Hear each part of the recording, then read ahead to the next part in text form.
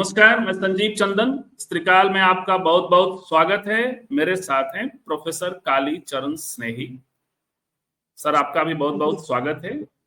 स्नेही sir से स्त्रीकाल जी स्त्रीकाल के दर्शक परिचित हैं। वरिष्ठ चिंतक, अम्बेडकरवादी चिंतक।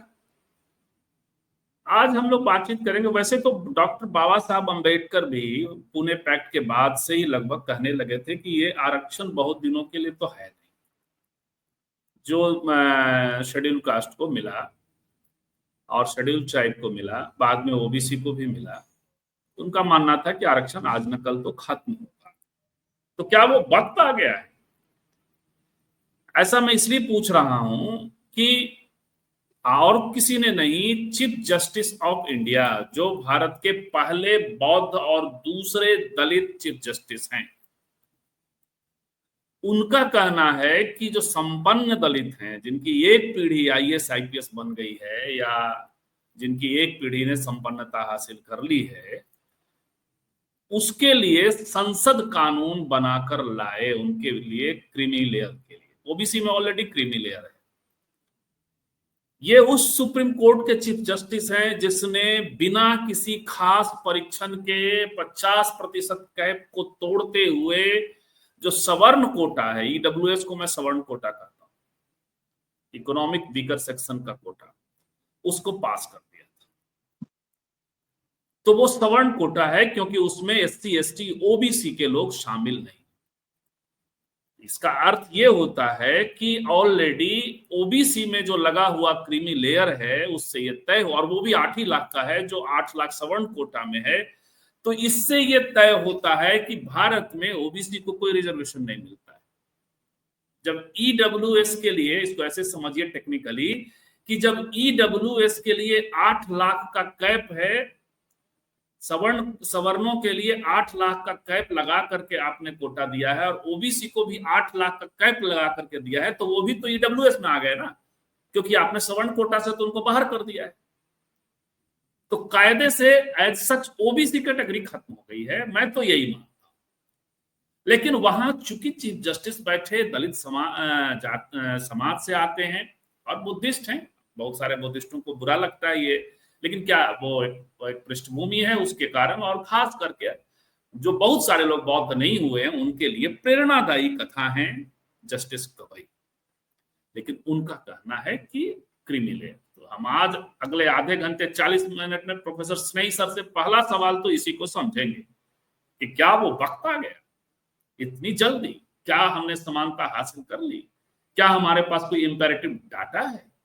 क्या किसी दलितों के जो दलित ऑफिसर्स हैं या दलित प्रोफेसर्स हैं या तमाम जो पहली पीढ़ी है उसकी समृद्धि का, उसके क्रीमी लेयर का, क्योंकि वो कितना क्रीमी लेयर है उसका तुरंत जवाब उन्हें अपने ही गृह राज्य में खुद चीफ जस्टिस को मिल गया। जिनके पिता लंबे दौर तक सांसद रहे, गवर्नर रहे, राज्य के बड़े नेताओं में शुमार हैं, थे गवई साहब, आरएस गवई, रासू गवई उनको बोलते हैं, बिहार के गवर्नर भी थे। उनका बेटा चीफ जस्टिस बना, लेकिन जब वो जाते हैं महाराष्ट्र अपने गृह राज्य में, तो जो एसेंशियल प्रोटोकॉल है वह उन्हें नहीं, हालांकि वो कह रहे हैं कि अब इस पे चर्चा मत करिए, कल उन्होंने कोर्ट में ये बात कही, लेकिन करनी पड़ती है क्योंकि यह जो हुआ यह सामान्य नहीं था, और यह जो हुआ, जो उन्होंने उसको उस पर सवाल खड़ा किया, वो उनकी ताकत थी जो उन्हें संविधान से मिली। जस्टिस गवई की खासियत यह भी है कि वो सभाओं में जय भीम भी बोलते हैं और कहते हैं कि हम आज जो बने हैं वो डॉक्टर बाबा साहब अम्बेडकर के कारण बने। तो ब्राह्मण मुख्यमंत्री वाला, फडणवीस साहब ब्राह्मण हैं, पेशवा कह लीजिए, कुछ लोगों को ये पेशवा समझने में ज्यादा आसानी होती है। तो पेशवा मुख्यमंत्री के शासन अपना गृह राज्य में उन्हें जवाब भी मिल गया।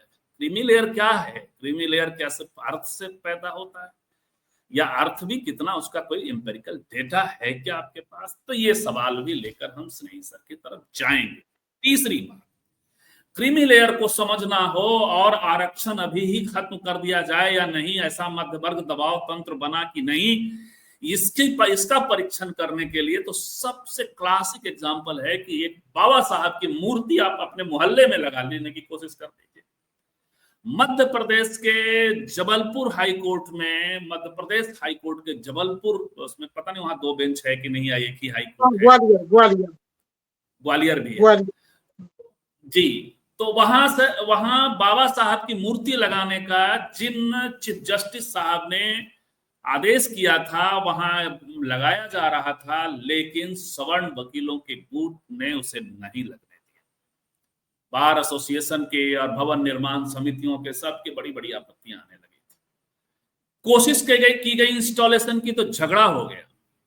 और कल जस्टिस वहां वो चीफ जस्टिस साहब भी, सुरेश कुमार, कई हरियाणा के रहने वाले हैं, वो भी रिटायर हो गए। तो आप टेस्ट कर लीजिए क्रीमी लेयर क्या होता है।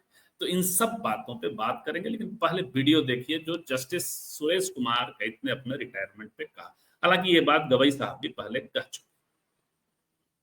विषय वो ये था कि जब हाई कोर्ट में मैं जज बना, उसी हाई कोर्ट में मैं कौन हूं मैं, मेरे पेरेंट्स एग्रीकल्चर लेबरर, मैंने खुद मैट्रिक तक दिहाड़ी मजदूरी की, और उसमें बेंच पे एक मजदूर और मजदूर का बेटा, अब दूसरा भूतपूर्व राष्ट्रपति जनाब फखरुद्दीन अली अहमद साहब का बेटे जस्टिस बदरुद्दीन अहमद, हम एक ही बेंच पे।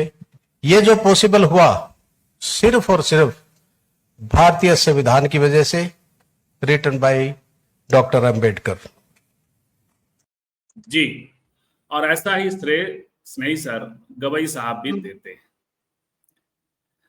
तो हम बात करेंगे, लेकिन देखिए गवई साहब पर बाद में बात करते हैं, महाराष्ट्र पर भी बाद में बात करते हैं, मध्य प्रदेश पर भी बाद में बात करते हैं। एक सवाल हमारे आउटसाइड पैनलिस्ट हैं वहीं से शुरू हो जाते हैं, और वो है कि साधन संपन्न दलितों को आरक्षण छोड़कर अपने समाज के कमजोर तबकों को आरक्षण का लाभ देना चाहिए।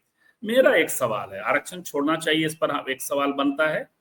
दूसरा कि क्या आपने कुछ ऐसे सवर्णों को देखा है जिनकी पीढ़ी दर पीढ़ी बहुत संपन्नता है, लेकिन वो नौकरियां छोड़ रहे हैं अपने सवर्ण गरीबों के लिए?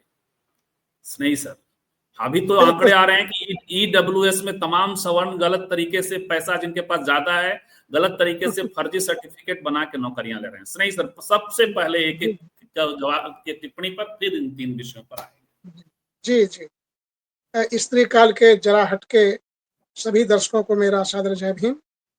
देखिए, बिल्कुल जो आपने आखिर में जो बात पूछी है, मैं ठीक यही कहने वाला था जो आपने खुद ही कह दिया। सवाल और जवाब दोनों आपने ही कह दिए। क्या ऐसे सवर्ण भी मौजूद हैं जो अपने गरीब सवर्णों के लिए आरक्षण छोड़ गए, बट नौकरियां ना करेंगे, अब करने के लिए संकल्पित हैं? बिल्कुल ठीक कहा। देखिए, असल में बात यह है, देखिए ये मामला तो पेचीदा है। बाबा साहब समझते थे कि नेहरू सत्तासीन होंगे, और नेहरू का मतलब पंडित नेहरू, और निश्चय ही उनका जो रईसाना अंदाज था रहन सहन का, यद्यपि वो संघर्ष किया उन्होंने, उसमें कोई दो राय नहीं, वो उनको विरासत में मिली थी अमीरियत, तो लेकिन इसके बावजूद भी उन्हें ये पता था कि आखिरकार नेहरू पंडित नेहरू हैं, और इनके द्वारा देर सवेर जब सत्ता मिलेगी इन्हें, तो निश्चय ही ये गांधी के जो चेले हैं, ये कभी भी आरक्षण को ज्यादा दिन तक नहीं टिकने देंगे। ये तमाम बाबा साहब के जो अनुमान थे वो सब सच में कर रहे हैं। वो हिंदुत्व राष्ट्र का भी जो उन्होंने जिक्र किया था, तमाम बातों का जो जिक्र करते थे, क्या राजनीतिक स्वतंत्रता हमको मिली है, हम सब समान राजनीतिक तौर पर हो गए हैं, लेकिन सामाजिक रूप से क्या ऐसा संभव है, यदि नहीं हुआ तो क्या हुआ, ये तमाम जो बाबा साहब के अनुमान थे वो अब सही साबित हो रहे हैं। तो वो उनको जायज चिंता थी। यदि सचमुच में उन्हें ये पता होता, या वो ये समझ पाते, या उन्हें ये लगता कि परिस्थितियां ऐसी बन रही हैं कि वो स्वयं या कोई दलित वर्ग का व्यक्ति भारत का नेतृत्व करेगा स्वतंत्रता के जस्ट बाद, तब फिर शायद वो इस तरफ ना सोचते। लेकिन परिस्थितियां बिल्कुल भिन्न थी, तो बिल्कुल सोच रहे थे। अब देखिए, जिस तरह से गवई साहब ने कहा है, और ठीक कुदरत ने जो निर्णय दिया है, गवई साहब का कहना हुआ और उनका अपने महाराष्ट्र में जाना हुआ, और कुदरत ने उनको ही आईना दिखा दिया कि भाई ये जो आर्थिक है स्थिति है। कुदरत ने क्यों दिखा दिया, कहिए कि जो है ब्राह्मण मुख्यमंत्री के शासन में उनको जो है मैं कह रहा हूँ कि कुदरत ने एक माहौल दे दिया और देशमुख जी ने उनको दिखा दिया मुखड़ा के आप भले ही चीफ जस्टिस ऑफ इंडिया बन गए हैं, लेकिन हैं तो वही, हैं तो उसी गली के। हमारे लिए तो कोई महत्व नहीं, पेशवाओं के लिए, पेशवा जाति के लोगों के लिए आप कुछ नहीं हैं। बाबा साहब भी उनके लिए कुछ नहीं थे। तो ये जानबूझ करके जताया है। और हमने इस तरह की टिप्पणियां पढ़ी हैं कि शायद चीफ जस्टिस ने कहा भी है कि ये आपने जानबूझ करके किया क्या। मतलब उन्होंने कहा है मुख्यमंत्री जी को कि हम देखते हैं क्या कर सकते हैं, लेकिन ये जानबूझ करके किया आपने। तो ये जो परिस्थितियां बनी हैं, मतलब इतनी जल्दी कुदरत ने परिस्थितियां बना दी कि इस तरह का वाकया घट गया। यदि ये 2-4 साल बाद घटता या उन्होंने जो कह लिया उनके कार्यकाल के बाद घटता, तब कोई नहीं। जैसे राष्ट्रपति जी के साथ यही घटना घट चुकी थी पद पर रहते हुए। तो ये एक जो हुआ है, मतलब दलितों के साथ तो कभी कभी प्राकृतिक न्याय हो जाता है या प्राकृतिक न्याय का संकेत मिल जाता है, तो ये समझिए। तो देखिए ये अच्छा, दूसरी बात ये है जो आप कह रहे थे, या जो लोग इस मुद्दे को उठाते हैं, और आप जो मुद्दा उठाते हैं लोग, उनका आपने जो जिक्र किया कि जो संपन्न दलित हैं, तो पहले देख सर्वे हो कि कितने आईएएस और पीसीएस जो परिवार के लोग हैं या कैबिनेट मिनिस्टर रहे हैं या जिस भी परिस्थितियों में रही हैं, उनके बेटे बेटियां नाते पोते क्या कर रहे हैं, उनकी स्थिति क्या है। मतलब उनकी जैसे मतलब एक तुलनात्मक भी हो कि ठीक इसी के उन्हीं के समानांतर जो नियुक्त हुए थे सवर्ण जा करके डीएम नियुक्त हुआ है या आईएएस नियुक्त हुआ है, आईपीएस नियुक्त हुआ है, केंद्रीय मंत्री नियुक्त हुआ है। एक दिन ज्वाइन करने वाले या एक ही साल में ज्वाइन करने वालों का आर्थिक ग्राफ कहाँ जाता है। ये एक तुलनात्मक भी होना चाहिए और एक पर्टिकुलर भी होना चाहिए, जिसमें ये पता लग सके। कई बार बहुत झूठ होता है। मैं कई ऐसे लखनऊ में आईएएस रिटायर रहे हैं, मैं उनको जानता हूं कि उनके बेटे अच्छे पदों पर नहीं है। सम्मानजनक पद जो वो दिलाना चाहते थे, उन पदों पर प्रतिष्ठित नहीं हो पाए हैं, बिल्कुल नहीं हो पाए हैं। और उनकी स्थिति मतलब ये खराब तो नहीं कह सकते, क्योंकि वो ऐसे क्रीमी लेयर पदों पर रहे हैं कि वहां तो स्वाभाविक रूप में इतना तो वो कर ही लेते हैं। कितना भी गया गुजरा हो, किसी भी तबके का आईएएस आईपीएस हो, तो वो इतना कर ले जाता है कि आने वाली एक पीढ़ी को तो वो जुटा ही लेता है। लेकिन आखिरकार वो जुटा किससे रहा क्या। तो ये है कि यदि कोई अध्ययन तो इस तरह का हुआ नहीं। यदि अध्ययन हुआ होता और ये पता चलता कि देखिए भाई, उत्तर प्रदेश में 86 अब तक जो है आईएएस रिटायर हुए हैं, और 86 में से जो है कम से कम 66 लोगों के लड़के आईपीएस आईएएस या फलाना ये सब अधिकारी बने हुए हैं, और उनके नाती पोते भी उन्हीं पदों पर हैं, तब थोड़ा ये लगता है कि हाँ भाई, अध्ययन उस ओर संकेत कर रहा है, जैसे कि पश्चिम में पैटर्न है। ये तो कुछ हुआ नहीं। और समानांतर ये भी जैसे कई बार देखते हैं कि दलित का बता देंगे कि जब से मंत्री बने हैं, या माननीय लालू जी का बताया, कई बार कहते हैं कि भाई इतनी प्रॉपर्टी। लेकिन उनके ही समय में जो सवर्ण नेता उठे हैं, उनकी प्रॉपर्टी का क्या हाल हुआ। क्या उन्हें ये एक बड़ा सवाल है। इस तरह का कोई अध्ययन नहीं आया है।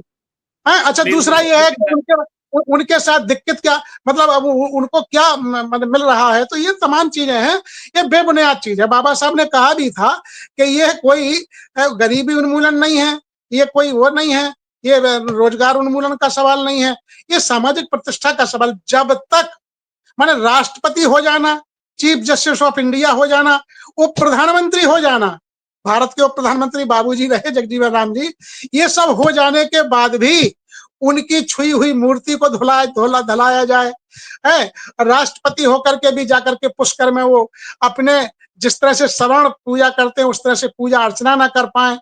तो ये सब देखना पड़ेगा। जब तक ये नहीं होता है, जब तक इस तरह का कुछ नहीं होता, तब तो इस ओर सोचना ही मैं समझता हूँ बहुत बड़ी भूल है। इस ओर सोचना। देखिए, हमारे लोग इनको हमारे लोग कहेंगे, हमारे इसलिए अम्बेडकरवादी हैं, वो जय भीम कहते हैं। मैं भी अम्बेडकरवादी अपने को क्लेम करता हूँ। तो टेस्ट तो समाज करेगा कितना अम्बेडकरवादी हूँ। स्नेही सर भी अम्बेडकरवादी हैं, इसलिए मैंने हमारे लोग कहा। तो कैसे नैरेटिव में फंसते हैं। अब तुलसीदास जी 15वीं सदी 16वीं सदी में कह रहे हैं कि ये पूजहि विप्र सकल गुणहीना शूद्र न पूजा वेद प्रवीणा, हाँ, मतलब चाहे शूद्र न गुण कुछ भी ज्ञान हो प्रवीण, जाए सही है। तो उसकी पूजा करो, और कितना भी ज्ञान हो जाए, वो तो उनको मिल गया, महाराष्ट्र में भी मिल गया, और ऐसे भी अन्य जगहों पे भी मिलता ही रहता होगा, मिलता रहता है सर। गांव घर में बच्चा पंडित है तो पंडित जी प्रणाम हो जाता है, और बिल्कुल हो बुजुर्ग जाता है। यदि गैर ब्राह्मण है तो वो पंडित का बच्चा प्रणाम नहीं करता। करने पे लोग आजकल ये करते हैं, हम माने वो सामने वाला ही कहता है, अरे बाबू आप प्रणाम कर रहे हैं जी। हाँ हाँ, तो ये सामाजिक परिस्थितियां जब तक नहीं बदलती हैं, मनुवादी माहौल नहीं बदलता है, मतलब यह है कि समाज तो कहीं का कहीं बना हुआ है। संविधान और समाज बिल्कुल अलग अलग है।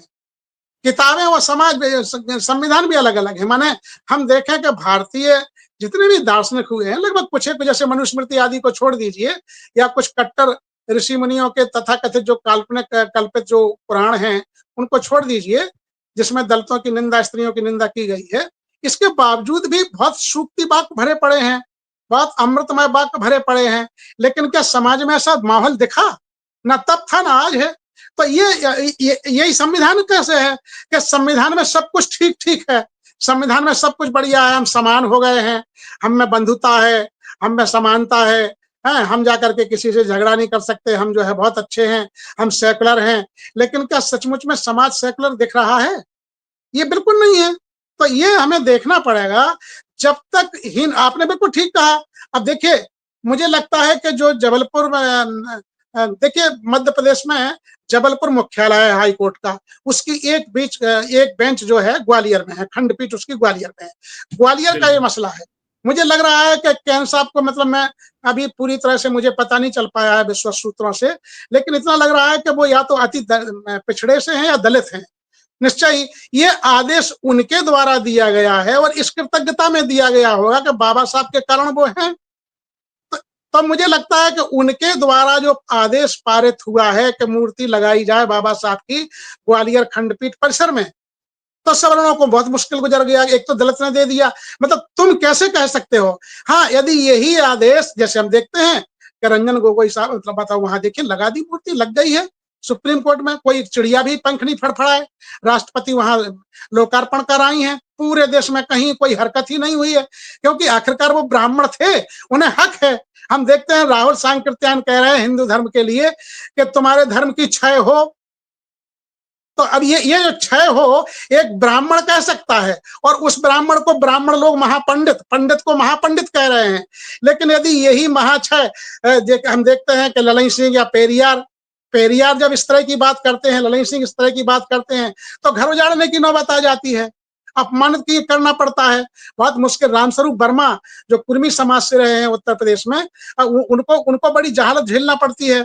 तो ये एक बड़ी मुसीबत। यदि ये कैन साहब के स्थान पर किसी दुबे ने, किसी पाठक ने, किसी त्रिवेदी ने आदेश दिया होता, तो निश्चय ही सवर्ण जो वहां की बार एसोसिएशन, सवर्ण बार एसोसिएशन कहूंगा मैं, तो वो कभी विरोध ना करती, बल्कि और आगे आकर के प्रोग्रेसिव दिखते कि हाँ ये है, ठीक है, हम कैसा कर सकते हैं। मुझे लगता है कि ब्राह्मणों ने ये नीति तय कर रखी है कि अच्छा बुरा जो कुछ भी हमारे जाति में है, हमारे समाज में है, उसको हम तो अच्छा बुरा कह सकते हैं, आउटसाइडर नहीं कहेगा। तुम्हें कोई हक नहीं है, तुम नहीं कह सकते हो। हमें कितना सुधरना है हम सुधरेंगे, हमें कितना ठीक होना है हम होंगे। कोई बाहर का व्यक्ति यदि बताए कि ब्राह्मण को ये चीज त्यागना चाहिए, ब्राह्मण को इस रूप में सुधार करना चाहिए, ब्राह्मण में ये कमियां हैं, ब्राह्मण, बाबा नागार्जुन को हम सब जो जानते हैं, आप तो बिहार के हैं, हिंदी साहित्य के मर्मज्ञ रहे हैं, जो तुलसी, जो रामचरितमानस की जो जन्म शती थी 400वीं शायद, तब उन्होंने भारी विरोध किया था। पंडित नेहरू को उन्होंने, इंदिरा गांधी को उन्होंने पत्र भी लिखा था कि इसके लिए ना फंडिंग की जाए ना कुछ किया जाए। तुलसीदास जी की जो 400वीं जो मनाई जा रही है, और जाकर के जिसको जानकी यात्रा के रूप में अज्ञेय ने भी मना किया था कि वो अयोध्या तक जानकी यात्रा ले जाना चाह रहे थे, हैं? तो ये दोनों ब्राह्मण थे। एक तो समर्थन में था, और दूसरा ये कह रहा है कि नहीं, रामचरितमानस का उत्सव नहीं मनाया जा सकता सरकारी खर्च पर। इंदिरा जी को पत्र लिखा और विरोध किया, बहुत तीव्र विरोध किया उन्होंने। तो बाबा नागार्जुन ने तीव्र विरोध किया और ब्राह्मणों के खिलाफ भी बहुत लिखा, तो उन्हें यह हक बनता है। लेकिन दलित साहित्यकार जब यही लिख देता है, जब और कोई लिख देता है, कमल भारती लिख देते हैं, तो कोर्ट जाने की नौबत आ जाती है, भावनाएं आहत हो जाती हैं। तो ये बिल्कुल बात है कि ये ब्राह्मण जो है, ब्राह्मण जो समुदाय है, वो किसी से डिक्टेट नहीं होना चाहता है। वो कहता है हम जैसे भी हैं, जैसी परिस्थिति में हैं, हमें हमारा व्यक्ति तो इंगित कर सकता है, दूसरा करेगा तब नहीं कर सकते हैं। हम देखते हैं बिल्कुल। कि जाकर देखिए के चीफ जस्टिस मोहन भागवत ने कहाँ तक कह दिया कि जब तक जातियां हैं, चाहे 200 साल हों, तब तक आरक्षण पर किसी तरह की टिप्पणी नहीं सुन सकता हूं। और ये पंडितों का फैलाया हुआ है। किसी ने माने थोड़ी बहुत नानुकर तो हुई, थोड़ी असहमति के स्वर हुए, लेकिन चूंकि भागवत ब्राह्मण है, कह दिया तो नहीं, महाराष्ट्र उनको के पता है ब्राह्मण। कि भागवत कर क्या रहे हैं। भागवत तो आरक्षण के को खत्म हाँ, करने तो वाले ये तो समूह। इनको पता है कि हमने शास्त्रों में भले ही लिख दिया कि सब साथ चलें, सब साथ बैठें, सब साथ खाएं, हैं? तो लेकिन होना साथ चलना थोड़ी है, लिखना है। बिल्कुल। जैसे हम देखते हैं कई बार हमारे कैबिनेट के अच्छा, मंत्री या ये इस सरकार के मंत्री बहुत भली भली बातें करते हैं, बुद्ध की बात करेंगे, फलाने की बात करेंगे, लेकिन बिल्कुल जन्मोत्सव मनेगा श्री राम का ही, जन्मोत्सव बिल्कुल। मनेगा श्री कृष्ण का ही। नहीं नहीं, तो उसका विरोध करते हुए, बाबा साहब की मूर्ति स्थापना का विरोध करते हुए मैंने सुना एक वीडियो, जो लठैत जो सवर्ण एडवोकेट था, वो यही कह रहा है कि ये प्राइवेट प्रॉपर्टी नहीं है कि बाबा साहब को तुम डॉक्टर अंबेडकर को बैठाओगे, अंबेडकर को बैठाओगे, डॉक्टर क्यों बोलेगा वो कह रहा है कि हाँ, तो तब तो हम अपने जय श्री राम राम जी का बैठा दें। अरे क्या वकालत किया है तुमने बाबा नहीं, साहब की मनु का तुलना। बैठा ही दिया, जयपुर में मनु का बैठा ही दिया इन लोगों ने। मनु बैठा का तो रखा है। बहुत पहले से बैठा हुआ है मनु का, तब इन्हें परिसर नहीं दिखा। और रंजन गोगोई साहब ने बिठा दिया वहां दिल्ली में, नई दिल्ली में सर्वोच्च न्यायालय के परिसर में, तब इन्हें नहीं दिखा। ये दिखता है इन्हें सब तौर पर। लेकिन हाँ, दुबे और पाठक ने ये निर्देश दिया होता। ब्राह्मण चाहता है कि सारा श्रेय हमें मिले, सारा श्रेय वो खुद लेना चाहता है। बिल्कुल। लेकिन नैरेटिव वार ऐसा है सर, फिर आते हैं इस पर क्रीमी लेयर पे। लेकिन सबसे पहले ये बताइए कि अब ईडब्ल्यूएस को जिस बेंच ने पास किया उसमें गवाई साहब भी थे, उस वक्त भी उन्होंने किया टिप्पणी इस तरह के। तो अंबेडकरवादी भी जो प्रचलित नैरेटिव पे कैसे ब्राह्मणवादियों का या ब्राह्मणों का कब्जा है, दिन दहाड़े ओबीसी कैटेगरी से रिजर्वेशन छीन लिया गया उस दिन जिस दिन ईडब्ल्यूएस में बराबर का कैप लगा के दे दिया गया। ये सब गवाई साहब के बेंच में हुआ और गवाई साहब सहमत थे इससे। और देखिए 50% के कैप में भी उनको कोई दे। तो ब्राह्मणवादी नैरेटिव में अंबेडकरवादी भी, या ऐसे और सीधे सीधे भी कहिए तो दलित और ओबीसी भी, बहुजन भी फंसता है। नहीं सर, असल में बिल्कुल ठीक कह रहे हैं आप। असल में मैं इसको इस रूप में समझता हूं कि कहा जाता है कि हम लोग, जैसे बाबा साहब कहते थे हमारी तो घर वापसी है, हम सब जितने भी दलित हैं पुराने सब बुद्धिस्ट हैं। परिस्थितियां ऐसी थी, इस तरह का दबाव था, इस तरह का यातनाएं दी जा रही थी कि हमारे लोगों ने उसको माने चुप्पी साध ली और रह गए अपने बिना धर्म के ही रह गए। माने वो हिंदू नहीं थे लेकिन बिना धर्म के ही रह गए, लेकिन वो अंदर से तो उनके परिवार में सब वही था। तो ये मुझे लगता है कि होता यह है कि न्यायिक चर्च जो है दलितों में कूट कूट के भरा है। वो किसी भी पद पे पहुंचता है, वो अन्याय करेगा तो सचमुच में बहुत कम अन्याय कर पाएगा, बहुत कम अन्याय कर पाएगा। उसको कॉन्शियस अलाउ ही नहीं करता है। वो हमेशा दिखाने की भी कोशिश करेगा कि देखिए हम जाकर के न्याय के पक्ष में खड़े हुए हैं। वो तथागत बुद्ध का अनुसरण करता है, उनकी देशना का अनुसरण करता है कि मतलब निर्वैर को जीता है, वो बैर पालता ही नहीं है। उसके लिए अभी भी वो करुणा हमारे हृदय में है। बाबा साहब तो करुणा बोधिसत्व उनको इसीलिए कहा गया। विदेशी धरती पर रंगून में और जाके श्रीलंका और सब जगह काठमांडू में उनको बोधिसत्व की पदवी ऐसी थोड़ी दी गई थी, करुणा के सागर थे। और इसको सभी मानते हैं कि खुद गांधी जी ने स्वीकार किया था कि नेहरू जी आप निश्चिंत रहें, बाबा साहब बैठते हैं ऐसी इस पद पर संविधान निर्माण में, तो मैं समझता हूं कि किसी तरह का अन्याय नहीं हो सकता है। और वो नहीं हुआ, बिल्कुल नहीं हुआ। चाहे माने बाबा साहब के मन में रहा भी हो कि कुछ हम और कठोर कानून लाएं, तो लेकिन वो नहीं लाए। वो करुणा तो मुझे तो जो गवाई साहब है उनके लिए भी परिस्थितियां देखिए प्रतिकूल हैं, बहुत प्रतिकूल हैं।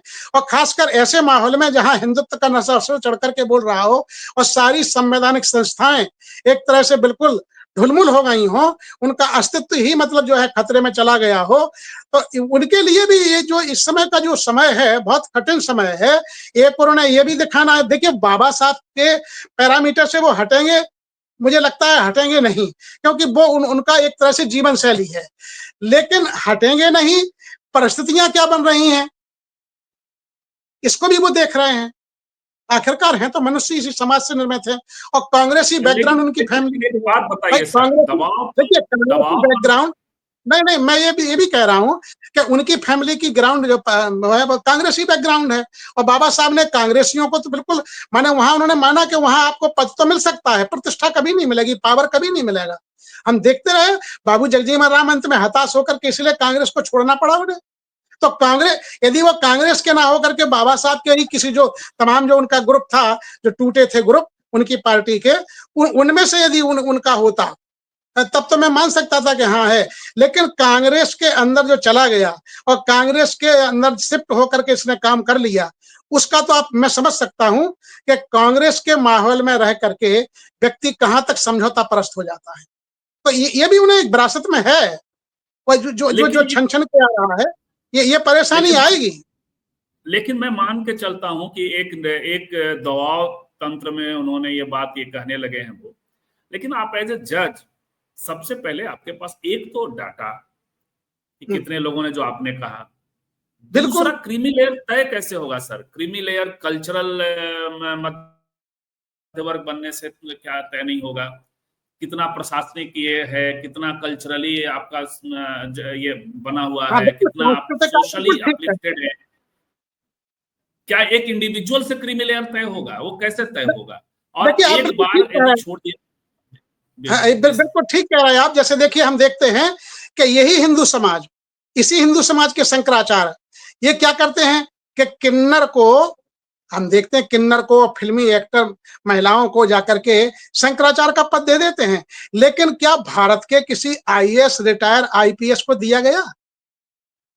मुझे तो नहीं लगता किसी को दिया गया। और मैं ये नहीं मानता हूं कि जितने भी आईएएस आईपीएस एससी के हैं वो सब विशुद्ध अम्बेडकरवादी हैं। पूजा पाठी वाले अधिकांश मिलेंगे, इनमें अधिकांश वेद पाठी मिलेंगे, कुछ तो ब्राह्मणों से आगे भी कर्मकांडी मिलेंगे, उनके घरों में ब्राह्मणों के घरों से ज्यादा मूर्तियां और देवालय मिलेंगे। लेकिन क्या उनके साथ ऐसा हुआ? किसी ने आमंत्रित किया? वो बड़े बड़े ज्ञानी हैं। तो ये तो बिल्कुल आप बिल्कुल ठीक कह रहे हैं कि सांस्कृतिक चेतना के स्तर पर क्या ऐसा हुआ कुछ कि भाई इतना बड़ा कोई मंदिर सौंप दिया हो उन्हें?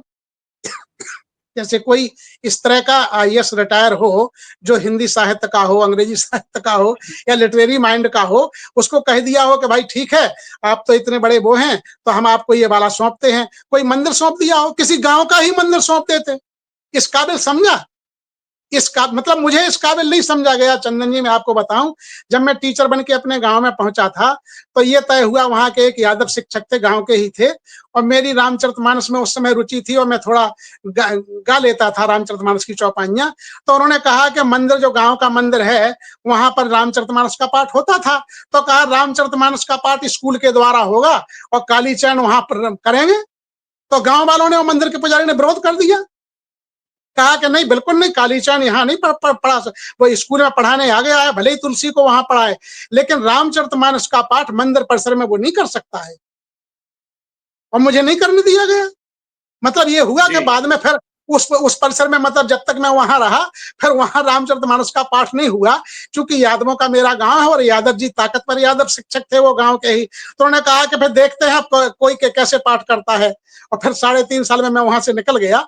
लेकिन ये भी सच बात है कि मुझे नहीं करने दिया गया, जबकि मैं अपने गांव में उस समय के, जिस समय मैं पहुंचा था उस समय का, मुझे लगता है ये आत्म प्रशंसा की बात नहीं है, मैं सबसे ज्यादा चौपाइयां जानने वाला व्यक्ति था, मोखाग्र मुझे याद थी, सबसे ज्यादा मैं अच्छी लाइन में पढ़ सकता था, और मैं मास्टर भी था। इसके बावजूद भी मुझे नहीं करने दिया गया। तो सांस्कृतिक चेतना का इस तरह का हो जाए, हम यही देखते, जैसे कि सुप्रीम कोर्ट ने ही मतलब पहले टिप्पणी की है वक्फ बोर्ड में, क्या आप अपने जो बोर्ड तंत्र है उनमें क्या गैर ब्राह्मणों को लाएंगे और गैर हिंदुओं को लाएंगे? तो ये तो हमें दिखता नहीं कि जैसे राम मंदिर, तिरुपति बालाजी का ट्रस्ट है, जगन्नाथ जी का ट्रस्ट है, जितने बड़े बड़े ट्रस्ट हैं वहां हमारे आईएएस को रख लेते भाई, तो हम कहते कि और उनसे मांग करते कि भाई अब आप शंकराचार्य हो गए, आप पंडा हो गए, आप खुद मठाधीश हो गए, आप क्यों लें? हमारे अंदर से ही विरोध फूटता, ये तो विरोध हमारे अंदर से ही फूटता। दूसरा, सवर्णों के द्वारा ऐसी कोई, अच्छा दूसरी बात ये भी है चंदन साहब कि सवर्णों के द्वारा कोई ऐसा आंदोलन नहीं हो रहा। इतनी अनुकूल परिस्थितियां मनुवाद की होने के बाद भी सवर्णों की ओर से, क्योंकि मोहन भागवत ने एक लाइन खींच दी है, किसी प्रकार की कोई मांग नहीं उठ रही। जिस तरह से गया जी की कोई मांग नहीं उठी, पूरे बिहार में कहीं से भी एक ज्ञापन भी मुझे लगता है चुपके भले ही लिखवा लिया गया हो, एक माने रैली भी नहीं निकाली गई कि गया का नाम गया जी रख लिया जाए, और सब कर दिया। और महाबोधि बिहार के लिए आंदोलन कितना लंबा चल रहा है, कितना लंबा खिंच गया सारी दुनिया में। मैं अभी वियतनाम गया, वहां भी ये मुद्दा उठा, वहां बैसाख डे में दुनिया के तमाम जो बुद्धिस्ट राष्ट्र थे उन राष्ट्रों के बीच में मुद्दा उठा। इसके बावजूद भी सरकार कुछ नहीं कर रही है, नीतीश जी कुछ नहीं कर रहे हैं। तो ये देखना पड़ेगा कि हमारे जो रिटायर अधिकारी हैं उनके बेटों को, उनको सब जगह गांव में पुजारी बना लिया होता, गांव की जो सांस्कृतिक कमेटियां हैं उनको रख लिया होता, वो अभी भी अलग थलग रहते हैं, गांव में जाना नहीं चाहते हैं। बिल्कुल ये स्थिति है। और थोड़ा सा हमने 2-3 प्रोग्राम ऐसे किए हैं कि थोड़ा सा रिजर्वेशन हटा, पैक्स के बहाने हमने बात की थी। पैक्स जो यहाँ बिहार में बाजार समितियों के जो अध्यक्ष होते हैं वहां रिजर्वेशन नहीं है, तो कैसे दबंग जातियों ने उस पर कब्जा कर लिया और जिनको रिजर्वेशन नहीं है वो गायब हो, और जहां रिजर्वेशन है वो ऊपर। 2 से 1 चीज तो है ना सर, खैर इसके पहले मैं 1-2 टिप्पणियां अच्छी आ रही हैं, जैसे संतोष यादव कई टिप्पणियां इन्होंने की हैं, उसमें एक है कि धर्म की गुलामी ही सवर्ण की गुलामी है, बहुजन अपना इतिहास जाने, उसका घर घर तक ले जाए, 3000 साल की गुलामी से आजादी चाहिए। बिल्कुल, तो ये चीजें हैं जब तक कल्चरली आप नहीं होते। लेकिन एक चीज बताइए, आपने एजुकेशन महंगा कर दिया, हेल्थ महंगा कर दिया, एक बच्चा आपका, 2 बच्चा आपका यदि है तो आप 2 करोड़ रुपया तो पढ़ाई में रख लीजिए अच्छे से, यदि कथित अच्छे से पढ़ाएंगे तो बिल्कुल नीचे बिल्कुल से लेके ऊपर तक ढंग से, यदि आप उसको कृमि, कथित कृमि बनाना है, कृमि का बेटा कृमि बनेगा कि क्या बनेगा, कृमि बनेगा। तो कृमि बनाने में 2 करोड़, फिर घर के 4 परिवार के लिए 2 करोड़, 4 करोड़, 6 करोड़ रुपया एक IAS IPS को आप कहते हैं कि अपनी सैलरी से कमा लो कम से कम, तो तुम कृमि से कृमि बना पाओगे। उसमें बाकी दूसरे फैक्टर काम नहीं करेंगे, जॉब है कि नहीं, नहीं है कि नहीं, बच्चा है तो यदि वो दबाव में ही जिएगा कि इसी पीढ़ी में हमको प्राप्त कर लेना है, हमको गायक बन जाना है, हमको नर्तक बन जाना है, हमको अभिनेता बन जाना है, या हमको बड़ी चीज हासिल या नौकरी बिजनेस कर लेना है, ये खतरा नहीं है क्या? कम से कम क्रीमी लेयर का विचार मन में आता हो तो 3-4 पीढ़ी भी आ जाए कम से कम दिमाग में, तब भी समझ में। नहीं बिल्कुल ठीक कह रहा है। अभी यादव साहब की टिप्पणी आपने पढ़ी, उन्होंने ठीक कहा। लेकिन मेरा, यादव जी देख रहे होंगे, मतलब मेरा कहना यह है कि अभी हमारे बीच में गुलामों की कमी नहीं है, बल्कि मैं कहूंगा 70% अभी भी गुलाम हैं। ओबीसी के तो मुझे लगता है 90% गुलाम है, SC के भी मुझे लगता है 60 से ज्यादा ही गुलाम मिलेंगे आपको, जो हिंदू कल्चर में पूरी तरह से ढले हुए हैं, पूरी तरह से देवालयों में मस्त हैं और दिखावे में पूरी तरह मस्त हैं। वो मतलब प्रमोशन पाएंगे संविधान के अनुसार, और जाकर के वैष्णो देवी या हिंदू धार्मिक स्थलों पर जाकर के चढ़ावा चढ़ाएंगे, ये है। लेकिन मैं ये कहता हूँ उन्हीं गुलामों के सौंप देते। मैं यही कह रहा हूँ, जैसे हम देखते हैं कि मतलब जो राजनीतिक दल हैं, चाहे कांग्रेस हो, भाजपा हो, सपा हो, वो आखिरकार दलितों को मंत्री बना ही रही है, पिछड़ों को मंत्री बना ही रही है, मंत्री पद दे ही रही है, लेकिन वो ठोक बजा के दे रही है कि ये जो है बिल्कुल 24 कैरेट का दलित पूरी तरह से है कि जो कहीं भी नानोकर नहीं करेगा। इस पे कितना भी इसको अपमानित कर दो, कितनी ही गालियां दे लो, कितना भी इसको घसीट के मारो, ये बिल्कुल उठ नहीं करेगा। जैसा हम देखते हैं अभी माननीय मंत्री कोरी जी हैं, उत्तर प्रदेश के ललितपुर के रहने वाले हैं, उनके बेटे को बहुत बेइज्जत किया गया वहां के एक पंडित के द्वारा, बहुत बुरी तरह बेइज्जत किया गया। उन्होंने FIR दर्ज नहीं करा पाई है और कह रहे हैं हम तो आपके चरणों के सेवक हैं, हम आपके चरणों में रहना चाहते हैं, हम आपके चरणों में रहना, तो बिल्कुल ठोक बजाए। तो मैं ये कहता हूं कि यदि ऐसा लगता है सवर्णों को कि सचमुच में ये ठीक हो गए हैं, तो ऐसे तमाम गुलाम मिलेंगे, उन गुलामों को ही शंकराचार्य बना देते, उन पिट्ठुओं को ही बना देते। लेकिन इतनी उदारता भी नहीं। मतलब मैं ये कह रहा हूं कि कालीचरण स्नेही को ना बनाओ, इस तरह के जो मुखर चेहरे हैं उनको मत बनाओ, ना बनना है हमें। बनाया बनने का सवाल ही नहीं होता। हम क्यों बनेंगे भाई? हम गुलामी में क्यों जाएंगे? गुलामी में रहना हम बिल्कुल, चाहे वो गुलामी के हमें राष्ट्रपति पद ही दे दें, हम नहीं चाहेंगे। हमें राष्ट्रपति पद का पद ही जाकर के ऑफर किया जाए और कहा जाए कि गुलामी इन कंडीशन के साथ आना है। हम स्वतंत्र रूप में एक रिटायर प्रोफेसर के रूप में जीना पसंद करेंगे, विशुद्ध अम्बेडकरवादी के रूप में हम जाकर के फाके करते हुए जीना पसंद करेंगे, लेकिन हम नहीं जा पाएंगे। तो ये कह रहा हूं कि ये परिस्थितियां हैं। हाँ, ये देखिए यही लोग कहते हैं कि भाई वो माननीय राहुल जी तो कई बार कह चुके हैं कि 50% का कैप हटाओ। अरे भाई 50% का कैप तो हट ही गया है 10% ला करके, जो असंवैधानिक है। और उसमें ये स्वयं हम देखते हैं कि गवाई साहब उसके स्वयं वो समर्थक हैं। तो क्रीमी सर लेयर का ये किसी तरह का कोई मतलब नहीं होता है। ये बिल्कुल जब तक नहीं सोचा जा सकता है, जब तक एक व्यक्ति दलित का एक व्यक्ति भी सवर्णों की दृष्टि में दलित है, अस्पृश्य और अछूत है, तब तक इस दिशा में सोचना भी मैं गुनाह समझता हूं। जातिवाद के चलते हुए आप कुछ नहीं। बिल्कुल, ये कह रहे हैं एल.आर. भारती की किसी भी सरकारी बैंक के चेयरमैन SC ST OBC का नहीं है, और हम लोग वेरीफाई तो नहीं किए, लेकिन जो है हिंदू राष्ट्र हाँ, पालकी तो माना कि किसी उपनाम में ऐसा हो कि ना पता चल रहा हो, रहा भी हो, तो मतलब लेकिन कोई परिवर्तन हो। आखिरकार व्यवस्था तो सब उन्हीं की है। अब देखिए एक जाकर के बहुत बड़ा परीक्षा से गुजरना है। अब गवाई साहब को बहुत बड़ी परीक्षा से गुजरना है। सवर्ण तो आंख लगाए बैठे ही हैं, और दलित अपनी आकांक्षाएं लिए बैठे हैं। उनके जो हजारों साल की जो आकांक्षाएं मरी पड़ी हैं, उनको वो जिंदा देखना चाहते हैं ऐसे माहौल में, जहां विशुद्ध जाकर के बाबा साहब का अनुयायी और बुद्धिस्ट व्यक्ति बना हो, महाराष्ट्र का बना हो। मतलब यदि झारखंड का बुद्धिस्ट होता, या माने किसी और प्रदेश का, मध्य प्रदेश का बुद्धिस्ट होता, तो मान भी लेते। माने विशुद्ध रूप से कल्चर्ड पूरी तरह से महाराष्ट्र का, जो सामाजिक आंदोलन की भूमि रही है, राजनीतिक चेतना की भूमि बंग रही है, बंगाल रही है, कलकत्ता रही है, और पश्चिम जाकर के सांस्कृतिक आंदोलन की भूमि, सामाजिक आंदोलन की भूमि, सामाजिक क्रांति की भूमि, फुले की भूमि रही है, तुकाराम की भूमि रही है, संत ज्ञानदेव की भूमि रही है, बाबा साहब की भूमि रही है। उस विशुद्ध उस माटी से है ये। बिल्कुल, ये देखिए ये बूंदी मांझी हैं, वो कह रहे हैं आरक्षण का पैमाना आर्थिक आधार पर हुआ तो दलितों का एक वर्ग अलग हो जाएगा और दलितों पर अत्याचार। ओबीसी को तो कर ही दिया है। ओबीसी मस्त है। ओबीसी जो है जो मस्त है, और उससे रिजर्वेशन ईडब्ल्यूएस के बराबर कर दिया गया।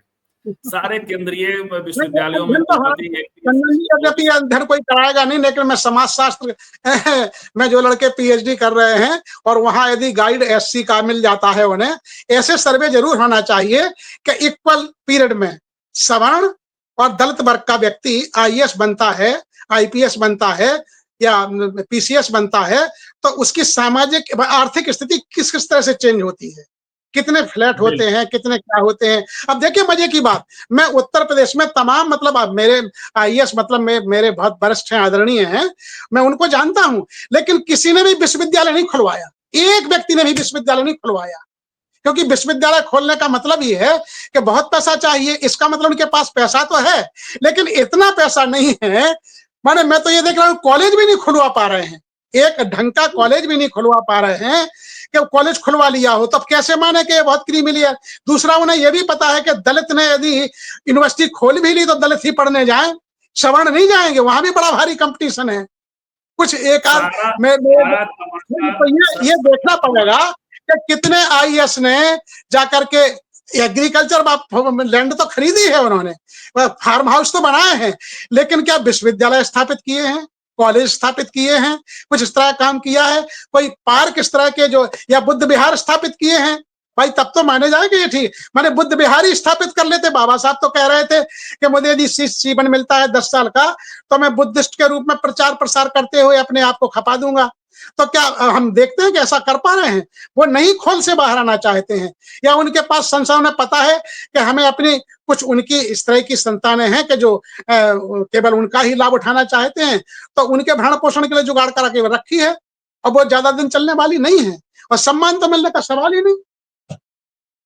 तो बहुत बहुत धन्यवाद सर, समय की सीमा है, बात तो इतनी है, बात ऐसी है कि जो उन्होंने कहा पार्लियामेंट को, गवई साहब ने कहा पार्लियामेंट को इस पे कानून बनाना चाहिए, और पार्लियामेंट को कानून बनाने के लिए एक ऐसा विषय है, ये इतने सारे लेयर्स हैं इसके कि आप और भी समय चाहिए। लेकिन कुल मिला के जो आउटसाइड पैनलिस्टों का एक बड़ा वर्ग है, उसमें कई कांग्रेस समर्थक दिखाई पड़ रहे हैं, कई आरएसएस विरोधी भी दिखाई पड़ रहे हैं, लेकिन मैं आधे माने 10 सेकंड का कहूंगा। मान्य हमारे गवई साहब को चलते चलते कभी ये भी कह देना चाहिए कि संसद इस ओर भी ध्यान दे कि सुप्रीम कोर्ट में और हाई कोर्ट में रिजर्वेशन लागू हो, ये भी कह देना चाहिए, तब माने कि हाँ भाई ठीक है, अच्छी बात है।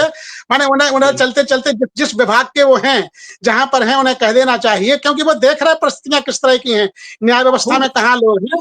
उन्हें ये जरूर कहना चाहिए, यदि इतने मुखर हैं और इस तरह से बोलते हैं, हम बर्दाश्त उन्हें कर लेंगे, लेकिन ये भी कहते कहते कहीं कह जाएं और संसद की ओर इशारा करें, कहें कि भाई संसद इस ओर भी ध्यान दे कि एक बिल ये भी लाए, ये उन्हें साहस दिखाना चाहिए। सर एक काम करें, उन्होंने खुद माना है ये, उन्होंने कहा कि डाइवर्सिटी को इम्प्रेस करने के लिए, डाइवर्सिटी को लागू करने के लिए हमारा चयन सुप्रीम कोर्ट में हुआ, नहीं तो हमसे सीनियर लोग भी 2 साल पहले हुआ, नहीं तो हमसे सीनियर लोग भी महाराष्ट्र हाईकोर्ट में थे।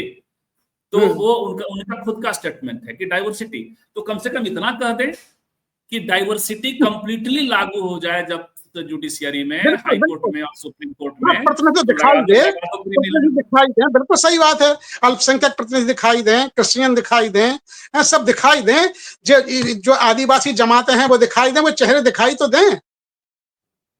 तो कुल मिलाकर के सर बहुत बहुत धन्यवाद, हम लोगों ने बात की, और जो आउटसाइड पैनलिस्ट हैं उनका ओवरऑल जो विचार आ रहा है, कई सारे लोगों का विचार रेडिकल है, कई सारे लोगों का विचार ये है कि अभी जरूरत नहीं है इसकी, लेकिन कई सारे लोग इस पर हैं। और SC ST OBC जमात को आजकल RSS का पालकी ढोने वाला, बताने वाला नैरेटिव भी जहां से चला है, मैं तो दंग रहता हूं उस नैरेटिव को काटते काटते कि भाई आंकड़े कुछ और कहते हैं। सवर्णों ने पूरी तरह पालकी ढोली है, उसकी कोई चर्चा नहीं होती है, लेकिन SC ST OBC ने पालकी, वो समस्या ये नहीं है कि जब राजनीति इसी दिशा में चली गई है, सत्ता में जब वो चीजें वहां हैं, तो वोटिंग पैटर्न भी उसी दिशा में जाएगा।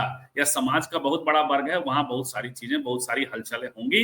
लेकिन आज का हमने विषय रखा था, क्या क्रीमी लेयर की जरूरत आ पड़ी? चीफ जस्टिस साहब को ये ऐसा लगा, तो उनको जवाब उनके ही गृह राज्य ने दे भी दिया है, हम उसको टेस्टिफाई कर रहे थे। कल फिर मिलते हैं। आपके दर्शकों को बहुत बहुत धन्यवाद, और आपका भी आभार कि आपने मुझे अवसर दिया। सर बहुत बहुत धन्यवाद, और सारे आउटसाइड पैनलिस्टों को भी धन्यवाद। नमस्कार।